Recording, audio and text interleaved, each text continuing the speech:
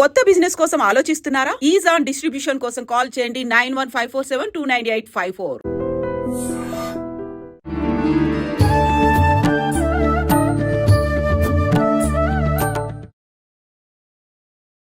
నమస్కారం, welcome to I dream ధర్మ మార్గం కార్యక్రమానికి స్వాగతం. నేను మీ విజిత. ప్రస్తుతం మనతో పాటు ఉన్నారు ప్రముఖ జ్యోతిషులు అయ్యపు శ్రీ కృష్ణ సుధీ గారు. ఇప్పుడు వారితో మాట్లాడి మరిన్ని విషయాలు తెలుసుకుందాం. నమస్కారం అండి. నమస్కారం అండి. గురువుగారు, మనకు సూర్యగ్రహణం రాబోతుంది అని చెప్తున్నారు. అయితే మనకు గ్రహణాలే లేవు ఈ సంవత్సరంలో మనకు అని చెప్పి, అసలు ఉన్నా కూడా వర్తించమని చెప్పి కూడా మనం ఉగాది పంచాంగ శ్రవణం సమయంలో చాలామంది చెప్పడం కూడా జరిగింది. అయితే నిజంగా గ్రహణం అనేది మన దగ్గర ఉందా? మనం నియమాలు పాటించాలా? మన దగ్గర లేకపోయినా ఆ ప్రభావం మనపై ఉంటుంది అని కొంతమంది చెప్తున్నారు. నిజంగా అలా జరిగే అవకాశం ఉంటుందంటారా? ఒకటి, భారతదేశంలో అయితే గ్రహణం కనిపించట్లేదు. ఓకే, ఆంధ్రప్రదేశ్లో కాదు, పూర్తి భారతదేశంలో ఎక్కడ గ్రహణం కనపడటం లేదు. ఓకే, అయితే కనబడినంత మాత్రం చేత ఆ గ్రహణం వచ్చేసేసి మన మీద ఏమీ ప్రభావం చూపెట్టదు. అలానే వచ్చేసి ఆ గ్రహణ ప్రభావం కానివ్వండి, దానివల్ల కలిగేటువంటి ఉపద్రవాలు కానీ నష్టాలు కానీ మన ప్రాంతానికి ఏముండవు అని చెప్పేసి అంటున్నారు. ఓకే, అయితే దీంట్లో ఒకటి గమనించాలి మీరు. సూర్యుడు, భూమి, చంద్రుడు ఒక సరళ రేఖ మీదకి వచ్చినప్పుడు పౌర్ణమి అమావాస్యలతో కలిసి కానీ సాధ్యపడదు. వచ్చిన సమయంలో రాహుకేతువులు కూడా అదే దారిలో కనుక్కుంటే అది రాహుగ్రస్త గ్రహణము, లేదంటే కేతుగ్రస్త గ్రహణం. ఓకే, రాహుకేతువులను వచ్చేసేసి ఛాయాగ్రహాలని అంటారు. మన జ్యోతిష్యంలో కూడా రాహుకేతువులకి వాళ్ళ సొంత ప్రాధాన్యత ఏమీ లేదు. ఏ రాశిలో ఉంటే, ఎవరి చేత కలిసి ఉంటే, ఎవరి దృష్టిలో ఉంటే వాళ్ళ ప్రభావాలు ఇస్తారు. మన దీంట్లో చెప్పేది కూడా భూమి యొక్క ఛాయ, లేదంటే చంద్రుడి యొక్క ఛాయ. అవి రెండు కలిపి ఒకటి రాహు, ఒకటి కేతు, నోట్స్ అంటున్నాం, నథింగ్ బట్ నోట్స్. దానివల్ల గ్రహాలు ఒక రకమైనటువంటి ఒకే సరళ రేఖలో. ఇదేంటంటే రవిని ఆత్మకారకుడు అంటున్నాం. మన సోల్ అయితే ఏదైతే ఉందో అది రవి. చంద్రుడు మనఃకారకుడు. అలానే భూమి మన యొక్క శరీరం అనుకోండి. భూమి మీద మనం ధాతు యుక్తంగా ఉన్నటువంటి శరీరం పంచభూతాత్మకం. ఈ శరీరం ధాతుయుక్తంగా ఉంటుంది. అది భూమి నుంచి ఏర్పడిన పంచధాతువులతో ఏర్పడేది. ఇలాంటి మూడు ఒకే సరళ రేఖలోకి వచ్చినప్పుడు భూమి మీద ఎక్కడున్నా దాని ప్రభావం ఉంటుంది. ఓకే, అందులో ఒక సంవత్సరం కాలంలో ఎక్కువ గ్రహాలు వచ్చినప్పుడు ఎలా అంటే, మీకు తెలుగు ఉగాది దగ్గర నుంచి తీసుకుంటే ఇది మొత్తం 4 సార్లు సంభవిస్తుంది గ్రహణాలు. అదే భారతదేశంలో కనపడట్లేదు, అది వేరే విషయం. కానీ ఏంటంటే మనకు పగలైనప్పుడు చంద్రుడు అవతల వైపు ఉంటాడు కాబట్టి రాత్రిపూట ఉంటే చంద్రగ్రహణం కనపడదు. ఆ భూమికి అవతల వైపున, ఎందుకంటే ఈ గోళంలో కాకుండా, ఈ భాగంలో కాకుండా ఆ భాగంలో కనపడుతుంది. అలానే వచ్చేసి మనకి వచ్చేసేసి రాత్రి అయినప్పుడు సూర్యగ్రహణం వస్తే ఆ అవతల భాగంలో కనపడుతుంది. ఇవి ఎక్కువ ఆ భాగాన్ని ప్రభావితం చేస్తున్నాయి. తద్వారా నష్టం కానివ్వండి, దాని ప్రభావ తీవ్రత కానివ్వండి ఆ దేశాల మీద ఖచ్చితంగా ఉంటుంది, ఉండి తీరుతుంది.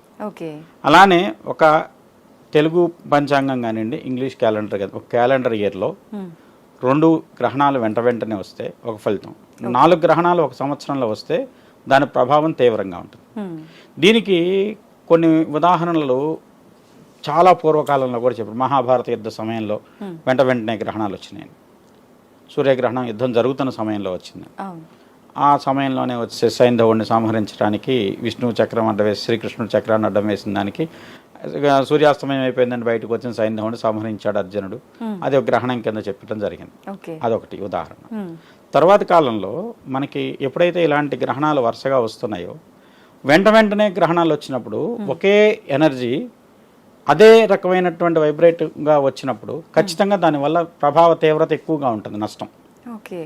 ఇవి మీరు గమనించినట్లయితే ఎక్కువగా ఇండియన్ ఓషన్, పసిఫిక్ ఓషన్ మధ్య, అలానే వచ్చేసి పసిఫిక్ ఓషన్ అను అట్లాంటిక్ ఓషన్ మధ్య ప్రాంతాలు ఇది ఎక్కువగా సంభవిస్తున్న ఈ సమయంలో వచ్చినటువంటి గ్రహణాలు ఈ సంవత్సరం. ఈ గ్రహణాల ప్రభావం ఆ దేశాల మీద చాలా దారుణంగా ఉంటుంది.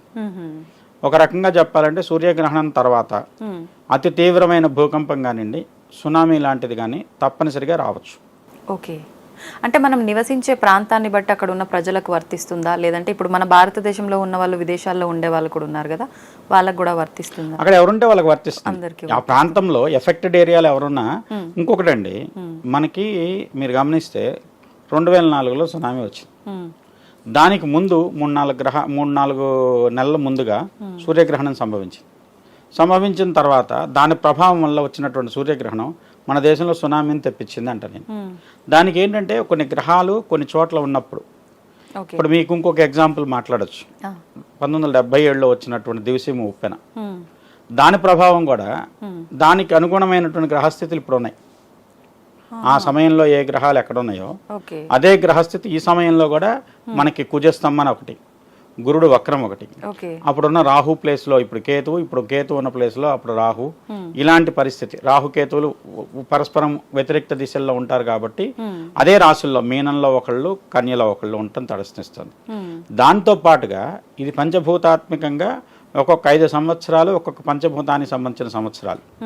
మీరు గమనించినట్లయితే సైన్స్ ప్రకారం కూడా ఎల్నిలో ప్రభావం వల్ల ఈ సంవత్సరం వర్షాలు ఎక్కువ అన్నారు, పడుతున్నాయి. ఇప్పుడు సడన్ గా ఆగిపోయినాయి 4 పాటలు. ఎందుకు?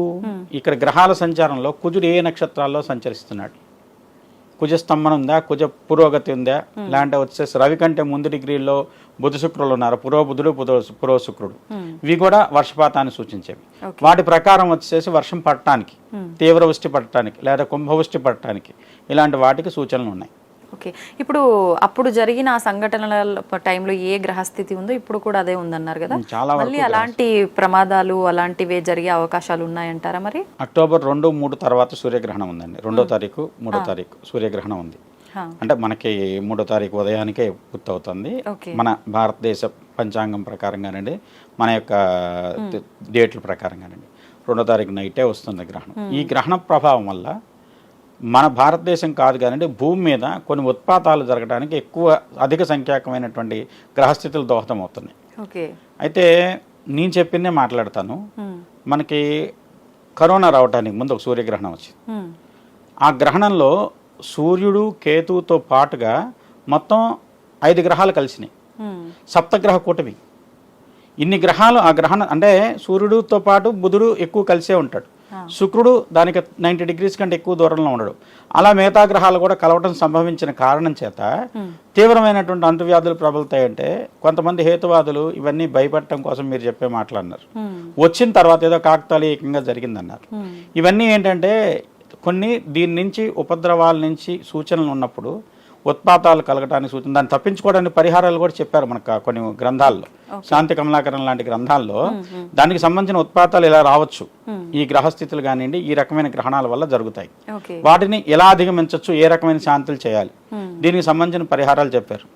అవి చేసుకున్నట్టయితే, ఎందుకంటే ఊరికే ఇలా జరుగుతుందని భయపెట్టడానికో లేదంటే ఈ రకమైన గ్రహస్థితి వల్ల ఇంత ప్రమాదాలు జరుగుతాయి, ఇంతమంది చచ్చిపోతారు అని చెప్పడానికో జ్యోతిష్ శాస్త్రం లేదండి. ఫలాని గ్రహచారాన్ని సూచయంతి మనీషిణ కోవక్తా తారతమ్యస్య తమేకం వేద సంహిన. చాలా ఉద్గ్రంథాలు రాసిన వాళ్ళు కూడా ఫస్ట్ శ్లోకం కింద దీన్నే పెట్టుకున్నారు. ఎందుకంటే దీన్ని సూచన చేయటంతో వల్ల కొంతమందిని కాపాడడానికి చాలా వరకు అవకాశం ఉంది. ఏ ప్రాంతం అయితే ప్రభావితం అవుతుంది, ఏ ప్రాంతంలో అయితే ఇలాంటి ఉపద్రవాలు వస్తున్నాయి, మనం కరెక్ట్ గా ఏ ప్రాంతంలో సంభవిస్తోంది కూడా చెప్పే అవకాశం ఉంటుందంటారా?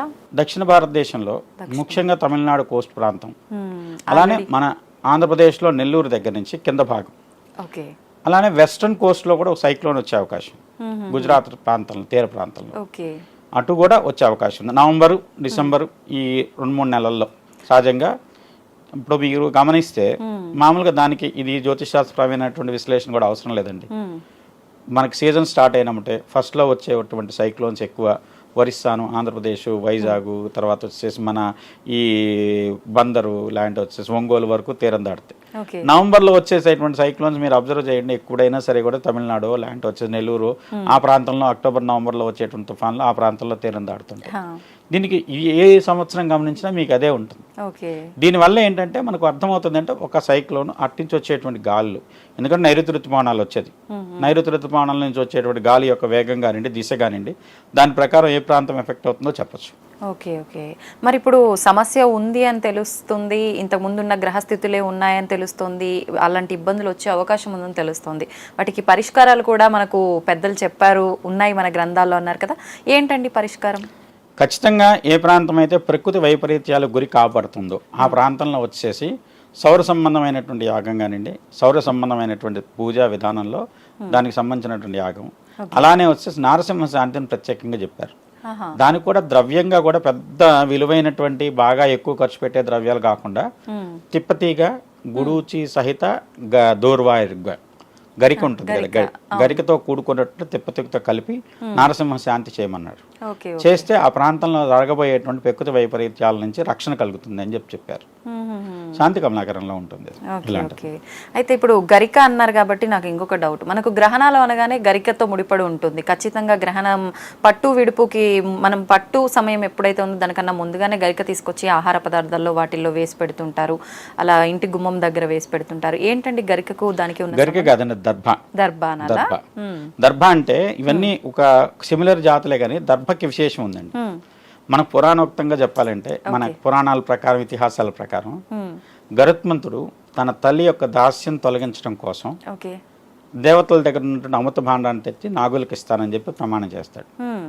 ఇంద్రుడు సర్పాలు ఇప్పటికే వచ్చేసేసి చాలా శక్తివంతులయ్యి సృష్టిని ఇబ్బంది పెడుతున్నాయి కాబట్టి సర్పాలను ఆపటం కోసం అది కనుక వాళ్ళ దగ్గరికి చేరితే ఇబ్బంది పడుతుంది. నీవు దాని ప్రకారం ఇంద్రుడు గరుత్మంతుడు యుద్ధం చేస్తారు, ఇంద్రుడు ఓడిపోతాడు. అప్పుడు గరుత్మంతుడు అమృత భాండాన్ని తీసుకెళ్తుంటే నాగులకు గనక అమృతం చేరితే సృష్టికి చాలా ఇబ్బంది కలుగుతుంది కాబట్టి నీ యొక్క ప్రతిజ్ఞ ప్రకారం వాళ్ళకి అవి ఇచ్చేసి, ఇచ్చిన తర్వాత నేను తెచ్చేసుకుంటా కలిశాన్ని తస్కరించి అని చెప్పి ఇంద్రుడు చెప్తాడు. సరే, గరుత్మంతుడు తీసుకొచ్చి అమృత కలశాన్ని వచ్చేసి తీసుకొచ్చి వాళ్ళకి నాగులకి ఇచ్చేసేసి ఏమంటాడంటే, ఇది అమృతం, మీరు దీన్ని శుచిగా ఉండి స్వీకరించండి అని చెప్పి దర్భలు కింద పరిచి దాని మీద అమృత భాండాన్ని పెట్టాడు. పెట్టినప్పుడు ఇంద్రుడు ఏం చేస్తాడు, మా తల్లి దాస్యం విముక్తి అయిందా అని చెప్పి గరుత్మంతుడు అయితే నాగులు విముక్తి అయింది అని చెప్పి చెప్తారు. ఆయన ఆ మాట తీసుకొని వెళ్ళిపోతాడు. ఇంద్రుడు వెంటనే ఆ కలశాన్ని తీసుకొని దాని అక్కడి నుంచి వేగంగా తీసుకొని వెళ్ళిపోవడం కోసం ప్రయత్నించి వెళ్ళిపోతుంటాడు. ఆ వెళ్ళిపోయే సమయంలో కొన్ని అమృత బిందువులు చిలికి ఆ దర్భల యొక్క కొసల మీద పడ్డాయి. అందుకని దర్భలకు అంత శక్తి నిజంగా మన పురాణం ప్రకారం. సరే, ఇది పురాణం, ఇతిహాసం, ఎవరెవరు చూశారు, మీరు చూసారా అని చెప్పి మిమ్మల్ని అడుగుతుంటారు, సాక్ష్యాలు కావాలి. కానీ హేతుబద్ధంగా దాన్ని ల్యాబ్ లో టెస్ట్ చేశారు. ట్రాన్స్ఫరబుల్ ఎనర్జీ ఏదైతే ఉందో ఆ దర్భ కొసల్లో ఉంటదండి. అందులోనూ పర్టికులర్ గా కొన్ని రోజుల్లో వాటిని కనుక తీసినట్లయితే ప్రతి ఒక్క ఔషధిని సేకరించడానికి ఒక విధానం ఉంది. దాన్ని దీర్ఘకాలం పనిచేసేలా చేయొచ్చు. ఇప్పుడు దర్భ కూడా ఒక ఔషధం అనుకోండి, భూమిలో పెట్టే మొలకలన్నీ వచ్చిన మొలకలన్నీ ఔషధం. అది ఆషాఢ మాసం కానీ శ్రావణ మాసంలో కానీ అమావాస్య నాడు కుశగ్రహణం అని ఉంటుంది. ఆ రోజులో కనుక దాన్ని సేకరించి తీసి కట్ చేసి కనుక పెట్టుకుంటే 100 సార్లు వాడినా దాని శక్తి ఎక్కడికి పోతట. అంత విశేషమైన. అందుకని పంచాంగంలో కూడా మీరు చూస్తే అమావాస్య, ఆషాఢ బౌల అమావాస్య కానీ శ్రావణ బౌల అమావాస్య కానీ కుశగ్రహణం అంటారు. అంటే ఇప్పుడు దుర్వాంకురాల్లో ఇప్పుడు ఇంకొక సూక్తి కూడా ఉంది, ప్రాతః కాశః కుశ సమానః అని చెప్పి. పొద్దున్నే కోసిన గడ్డి కూడా, అంటే గరిక లాంటిది కూడా దర్భతో సమానమైంది. దీంట్లో ఉన్నది పొద్దున్నే కోస్తే ఆ రోజు కోసింది ఆ రోజు వరకు దర్భతో సమానమైన శక్తితో పనిచేస్తుంది. మీరు ఇది ఒకటే కాదండి, అంతకు ముందు రోజుల్లో ఇవాళ రోజున్న అంత వైద్య విజ్ఞానం అంత లేనప్పుడు పాము గరిచినా తేలు గరిచినా మంత్రం కోసం వెళ్తే వాళ్ళు గరిక పట్టుకొని మంత్రిస్తావాళ్ళు. ఆ మంత్రం చెబితే గరికతో అటు ఇటు అంటే ఆ గరిక కొసల నుంచి విషాన్ని హరించే శక్తి ఉంది. దాంట్లో ఉన్న సూక్ష్మం అయితే అది. దాని ప్రకారం అయితే ఖచ్చితంగా దర్భల్లో అలాంటి ఆహార పదార్థాల్లో కూడా ఇంకా దానికి స్పష్టంగా చెప్పాడండి. ఏవైతే వండిన ఉన్నాయో వాటికి దోషం, పాలకు లేదు దోషం, పెరుగుకి లేదు దోషం, ఇవన్నీ కూడా దోషం లేనివి.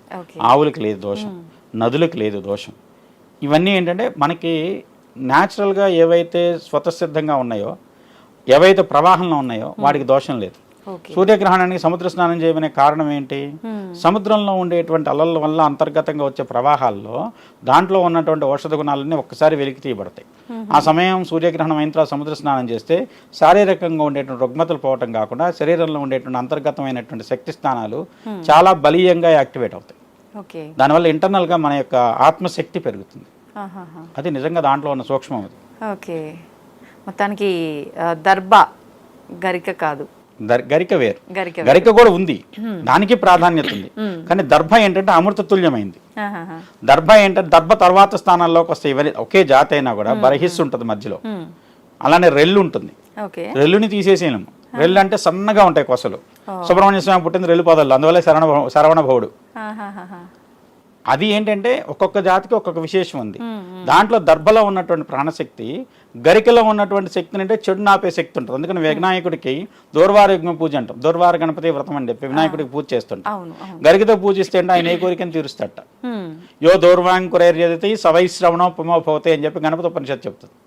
ఆ యొక్క గరిక పోసలతో కనుక హోమం చేసినట్టయితే కుబేరుడితో సమానమైన ఐశ్వర్యం ఇస్తానని చెప్తాడు. అంత విశేషం ఉంది గరికల్లో. దీని విశేషం దీనిది, దాని విశేషం దానిది. ఓకే. దర్భలకు కాబట్టి ఈ గ్రహణాల సమయంలో దర్భలకు ప్రాధాన్యత. ఓకే. అయితే ముఖ్యంగా గ్రహణం విడుపు తర్వాత దానాలు కూడా చేయాలి అంటుంటారు కదా, ఎటువంటి దానాలు చేస్తే బాగుంటుందంటారు?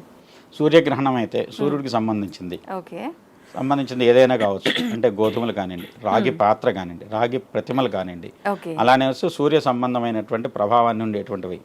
రాహుగ్రస్త గ్రహణం అయితేనేమో గోధుమలు, సర్ప ప్రతిమలు. ఓకే. అలానే కేతుగ్రస్త గ్రహణం అయితే ఉలవలు, హా, గణపతి ప్రతిమలు లాంటివి, ఇలాంటివి దానం చేయొచ్చు. ఇంకొకటండి, గ్రహణ సమయంలో దాన్ని వచ్చేసి మన ఒక ప్రత్యేకమైన విశేషమైన ఫలితం, మామూలు చేసిన దానం కంటే కొన్ని రెట్లు ఫలితం ఇస్తున్నారు గ్రహణ సమయంలో చేసిన దానం. ఓకే. ఏంటి ఆ దానం? ఇవేనా? ఏదైనా ఓకే. ఏ షోడశ మహాదానాల్లో చేయొచ్చు, దశదానాల్లో చేయొచ్చు. ఏ దానం చేసినా మామూలు దానం చేస్తే ఒక ఫలితం అంటే దానికి కొన్ని వేల రెట్లు ఫలితం ఇస్తుంది. ఓకే. అంత విశేషమైనటువంటి ఫలితం. అంటే గ్రహణం ఏమిటంటే ఇక్కడ ఏం లేదండి, ఆత్మశక్తి, మనశ్శక్తి, శరీరం, మనోవాక్కాయ కర్మలు ఇవన్నీ కూడా ఒకసారి ఏకీకృతం కాబడేది. మీకు ఇంకోటి కూడా సూక్ష్మం చెప్తా. మేము గ్రహణాల సమయంలో భోజనం చేయొద్దు, లేదంటే ఖాళీ కడుపుతో ఉండండి, ఇలాంటి వచ్చి భోజనం చేస్తే దోషం అనేది చెప్తున్నారు. నిజంగా దోషం కోసం కాదు. దానివల్ల ఏంటంటే శరీరంలో ఉన్నటువంటి శక్తి వెన్నుపూసను చుట్టూ కేంద్రీకరించబడుతుంది. ఆహారం తీసుకున్నాం, జీర్ణం చేయడానికి బ్లడ్ ఫ్లో అంతా జీర్ణాశయం వైపు వెళ్తుంది.